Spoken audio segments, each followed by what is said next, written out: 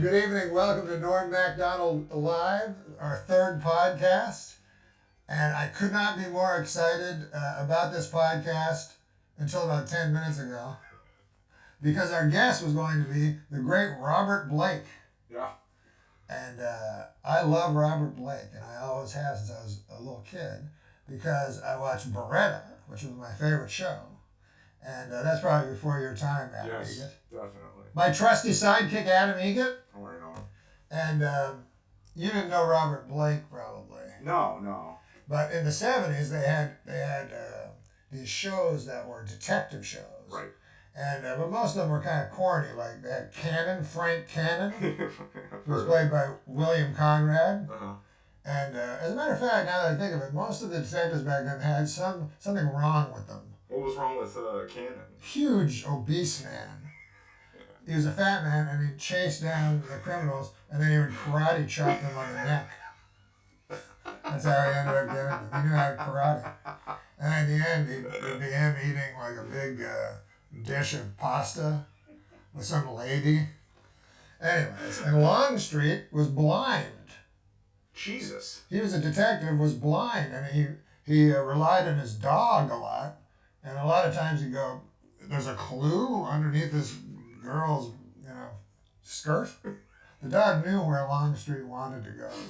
And they had luck solving the cases? But I'm saying they were very corny kind of Right. But then Beretta, it was like Martin Scorsese had made a detective. He was a tortured guy. You know how now all the superheroes are conflicted? Oh, yeah.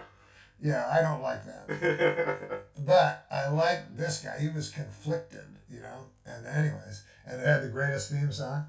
So I said, let's get Robert Blake. Yeah, it would have been a great cast. He's engaging. How exciting that going to be. And we got him on. I got him on the phone only for 5 seconds. What happened? Daniel Kellison apparently was on the phone for an hour. How did that go? I don't think it went well. Probably not. But I got his book. One of the things was, you've got to read my book. Mm-hmm. So anyways, he's not coming. Yeah. And I read his entire book. Oh, it's... And it was great. It was one of the best books, celebrity memoirs I've ever read. Good, you should plug it anyway. You like it? Yeah. It's called Tales of a Rascal. Because he was on the Little Rascals. Of course. Right. But I think there's it's drenched in irony as well. Yeah, sure. Tales of a Rascal, Robert Blake, What I Did for Love. So it covers everything. He pulls no punches. One of my favorite roles of all time was him in David Lynch's Lost Highway. Just riveting. I never saw that. Amazing. Yeah. And David Lynch likes me. That's bizarre, even for Lynch. That's amazing, though. That's really cool. What? We should get him on the show. David Lynch? That'd be great. We could put him on the old list. Oh, the list. We have a list. We have a list of guests we're trying to get. And we don't have the list, do we? Well, I always carry it around with me. You never know when you're going to need the list. Is that the list? This is the list. I always carry it around with me. This is the list. Yeah. This is guests we're trying to get for the show. Yeah. It's a long list. It's really long. And they run the gamut from Al Franken. I mean, he's a senator? Yeah, he's a senator. I think he's somewhat attainable, Alison Brie. Don't know her. Oh, come on. Something you're never supposed to say on a TV show? That you've never heard of someone on the list? What's wrong with you? Andy Dick, I think he'd be good. Yeah, he'd be great. Arsenio Hall, and then after that it says, if needed. I never understood. There's about 5 people with parentheses that says if needed, but they're just at random. Makes no sense. Yeah. Anyway. Who else on the list, Norm? Bill Murray. We can take him off the list. No, that's not a deal. Any other... Anne Murray? Oh, Anne Murray. Who's in? I know she You know was... who put Anne Murray on the list, Daniel? You even know Anne Murray? I've heard the name. I know she was a singer or something. Tell me about Anne Murray. She's just an old lady. She's 75. I think she lives in Prince Edward Island or something. Is that close by or? No, it's about as far as could be. I don't think there's any 2 points of the North American continent farther than Los Angeles and Well, I mean, Spring Hill. Well, I mean, she's probably available. What do you think she's up to? Oh, she's right available. What's she up to? Now? I mean, She's walking down the street going, I'm Anne Murray. So, not a good chance of getting her to fly down here. No, but anyways, God, this is a huge list. Oh, you know what else there's news in our little life? Yeah. That we're going to do that Masters right. Explain to the folks what it is, because I did it one time before. Well, basically, it's people. Explain to the folks on folks the at camera. home. What you guys can do is tune into the Masters on television there, and you can turn down the volume and listen to Norm and some friends partially commentate the golf and also talk about it. So tune in to the Masters. I believe that's this weekend. Robert Blake, when he met Steve McQueen, is one of the coolest stories I've ever read. When I read this book, because I'm trying to write a book, they want me to write a book. Anyways, you can tell this guy wrote this. And you can also tell he should have been a writer. And he should have been a poet. No. But anyway, he's not here. He's not here. But you know who is here? No, who's here? Fred Stoller. See, what's good about this is he's got stories about Steve McQueen. He's got stories about Mickey Rooney, Ava Gardner. Yeah, one of my favorites of all time, Robert Mitchum. Robert Mitchum, he's got stories. I was an actor. Fred Stoller also has stories, but nearly half of them are about Dom Irrera. Well, it says right on the front here, Fred Stoller is always funny. Chris Rock. Chris Rock. Yeah. Fred Stoller is always funny. Well, we'll put that to the test tonight. Oh, thank God for Fred Stoller. No, seriously. Oh, he's a hilarious guy. He's a hilarious guy, and he's got a fascinating story. But also, Fred Stoller was telling me he wants to be on podcasts. Like as a guest. Yes. And he actively tries to get on podcasts. Absolutely, yes, he does. And is rejected. Except by us. Yeah, we're used to be the guys getting rejected. Yeah. But anyways, he's gonna be great. Oh, also, this is I think exciting. You ever hear? There's a big late night shakeup. Yeah. What do you know of that? What do you know? Well, I know that Leno. How would you encapsulate that? Without talking too much, and make it for someone who doesn't know anything about this late night shakeup.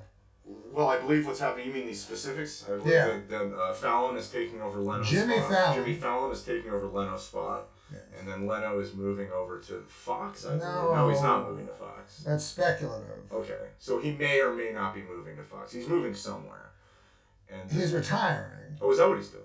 I thought you could encapsulate it for the folks at home. You can be mistaken. Well, try again, and I'll just correct Okay, so I believe Jimmy Fallon is moving to Jay Leno's spot. Yes, Jimmy Fallon will be the host of The Tonight Show. Got it. And is anything happening with Jay Leno is retiring. Jay Leno's retiring. Which will leave a spot at 12:30 on NBC. Okay. Jimmy Kimmel has the 11:30 spot on ABC. I don't know what follows him. Oh, Nightline, perhaps. Maybe they're flip-flop. Right. Conan O'Brien is over on the Dumont Network or some fucking thing. And who else is there? Chelsea Handler beats them all. And no one seems to care. And is there anybody else? No. But anyways, the point is, who? Oh, and David Letterman. And Ferguson. And Craig Ferguson. Right. And so David Letterman is 65. Where he used to have to retire, I think. You know, Walter Cronkite had to retire at 65. Isn't that amazing? I didn't know that. You didn't know that? No. You didn't know that? I don't know much. Yeah, at 65, he had to retire. Because at that time because that was years ago. Leno's younger than Letterman, right? He is 62. Mm-hmm. And Letterman is 65. Wow. But the problem is, if Letterman retires, CBS doesn't know what to do because they have to put a Scotchman in there. A Scottish guy. Ferguson. Craig Ferguson. Right. And they're afraid that people, at 11:30, older people, might not want to listen to a Scottish brogue. And also his sidekick is a skeleton. It is? Yeah, have you ever seen the show? I've never seen the show. Well, it's fascinating because he just talks. Like I don't know if he uses writers, but he's a fantastic You've never seen anything like Craig Ferguson. I love him. It's just a Scotsman talking to a skeleton. Well, the skeleton is his sidekick is a corpse, which apparently Les Moonves CBS has some problems with. He's saying, why not spend the extra money and get a corporeal person? You know what I mean? Sure, you save money, grave robbing every night, because apparently Craig Ferguson has to change because the stench becomes unbearable in the studio after a few days. I would imagine. Cut to Craig Ferguson out at the local cemetery with a shovel. You think they'd spring old-fashioned grave robbing. But anyways, my point is this. I don't know what to watch anymore. Well, with all the shuffling. So I look at Entertainment Weekly because every week this publication, this periodical, they're an authority on the subject. Of course, it's Entertainment Weekly. Tell you what to watch. So they'll tell you what to watch. So anyways, I'm perusing it. Okay. So this is what I found out about the word peruse. You think it means scan. It actually means reading very carefully. Oh. So the next time you're talking to one of your intelligent Hollywood friends, and they say peruse, you go, what the fuck are you talking about? Peruse means to study carefully. So you studied this carefully. Yes, and what they have is they have the must list. The top 10 things we love this week. Things you must see. Okay. And anyways, look at this. Number 6. Oh, here it is. It's our show. It's our program. Isn't that bizarre? Fuck. That shouldn't be in their fucking thing. My name should not be in any publication. No, that definitely. Did you think that? Like 3 weeks ago when we started, no. You were just a filthy bum. Yeah. And now these retards put your name in a fucking magazine. It says, the Saturday Night Live alum, I don't know what what does that mean? He used to be on Saturday Night Live. Yeah. He's using his deadpan charm and irreverence to full effect on his riotous new video podcast where he and co-host Adam Egget, that's you, shocking, will welcome guests like Russell Brand, Bob Maybe. We'll have to see. I think, my theory is this went to press before they found out about Fred Stoller. I think it's a good possibility. Russell Brand, he is coming. The great Russell Brand, who I asked for from the first day. Love Russell. Because I find him amazing. Yeah. And Bob Saget, old friend, and the great Seth Rogen. So yeah, we're number 6. That's amazing. That's fantastic. Isn't that funny? Yeah. What does this have to do with late night? Well, we have a show. We're talking to each other, right. and I was looking. I thought, well, maybe you must see. First of all, I don't want you must see it. Really, Entertainment Weekly. You don't want anybody telling you I what to do? Anybody fucking tell me what I must see. You know what I mean? I must see that video. I was going to show you where the girl shoves her foot up that dude's asshole. I can't get that vision out of my mind. I remember it, yeah. Yeah. But anyways, first you're happy. This is the nature of being a human being, right? Right. You're like, we're number 6 in the must-see list. But my point was, since none of the other late-night shake-ups, I'm starting to think they want us to move over to one of those spots. To the late-night spots? Yes. I don't think that's Think about it. Think about it. What would it cost them? 0? Yeah. Well, there's 0 when you put it in. We make 0. Yeah. So why would they pay $6-7 million for Horatio Sands? I don't know is he up for it? I have no idea. Or I read today RuPaul. Honest to God. Really?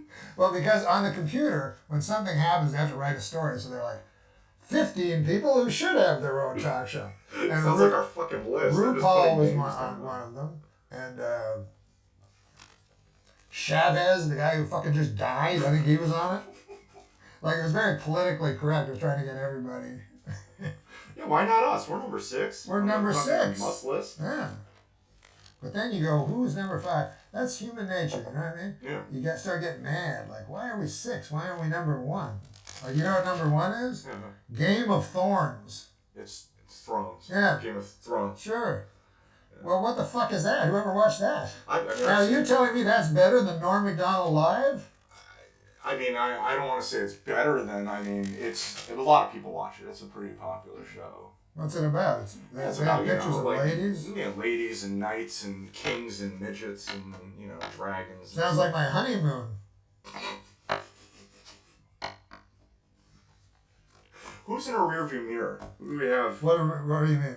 Like, who's behind us on the list? Oh, behind us on the list? Kinky Boots. Kinky Boots is number 8. Yeah. Sounds like my honeymoon. Well, look, 6 isn't a bad place to be. I think I'm just Except happy. for the dragon. There was no dragon. No, there's a dragon in Game of No, in my honeymoon. Oh, I got it. Yeah. How could it be a dragon? That's a good point. Singeing my fucking balls with their fire. Did you ever think there actually was a dragon when you were a kid? Absolutely. Me too. I saw a lot of things when I was a kid. I what still else? do.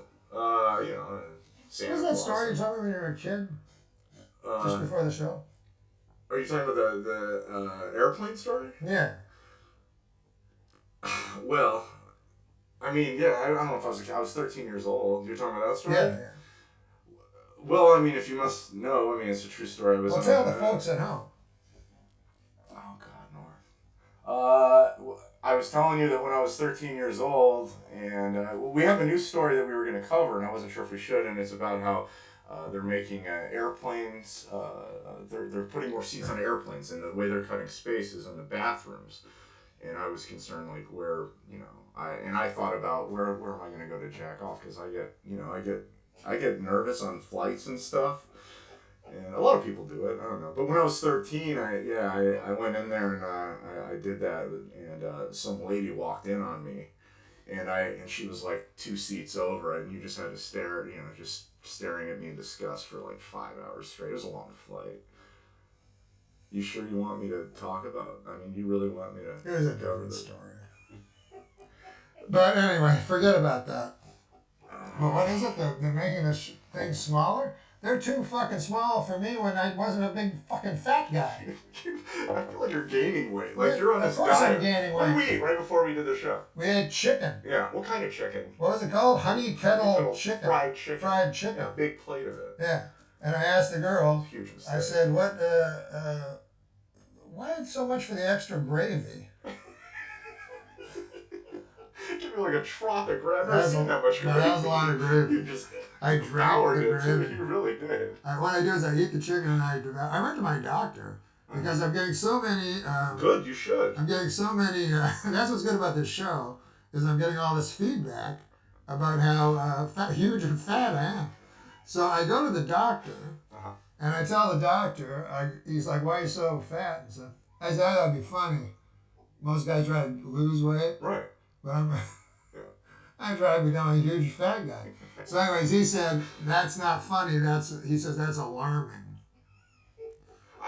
I think it's funny. I think it's funny. Yeah, it's too. pretty funny. But he said that it's quite alarming and that I'm in a lot of trouble.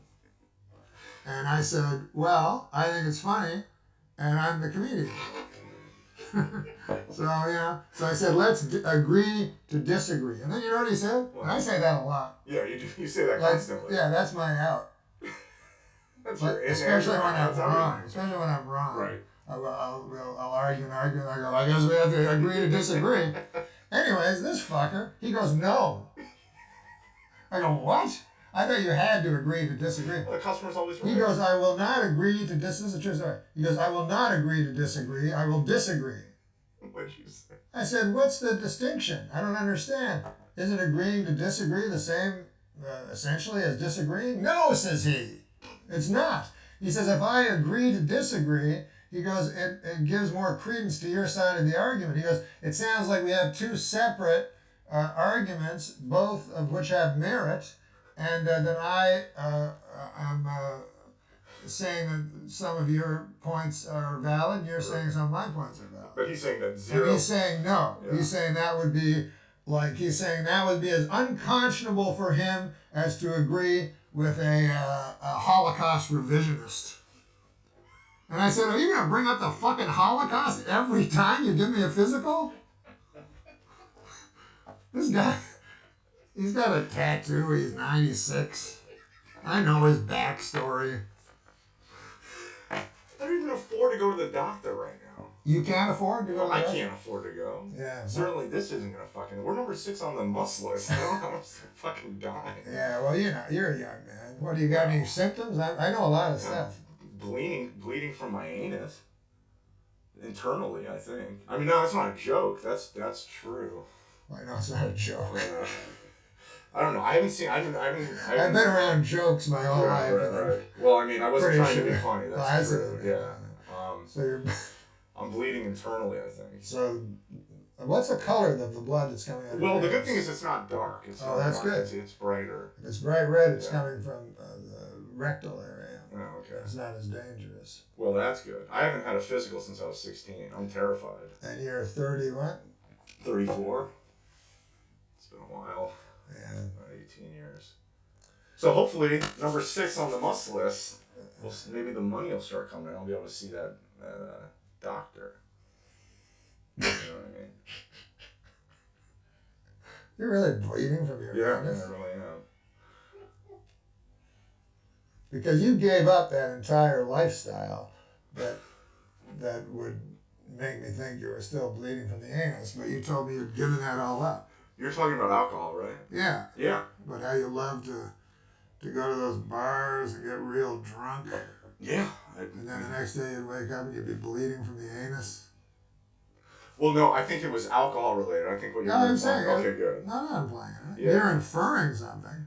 But I'm not implying anything. I'm saying straight out, you would black out. Oh, yeah. You'd drink your Wild Turkey 101. Glenlivet. You like your Glenlivet. Yeah. You like your Jack Daniels, Sure. your Jim Beam. Absolutely. Never a lady's name. No. I never really thought about that. Yeah. Do they have booze that have ladies' names? Yeah, sure. I'm sure they do. Because to me, it's Shirley Temple. I don't think that has booze in it. Well, they have a Dirty Shirley. A dirty Shirley That's Temple. a Shirley Temple with vodka in it. And this booze. There's this guy, Chance Langton. You know him? He's a comic. No. But he said when he was a young boy, he loved Shirley Temple. He was 5 and she was 5. The next year, he saw her in a mall. He was 6, she was 50.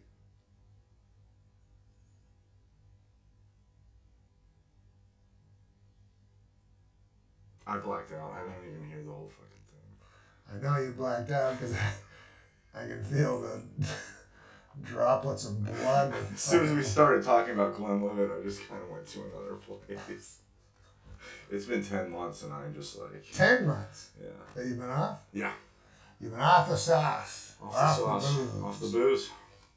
I wonder how long you'll last. Well, fuck, Norm. I mean, hopefully a while. Not many do. I mean, I quit, you know?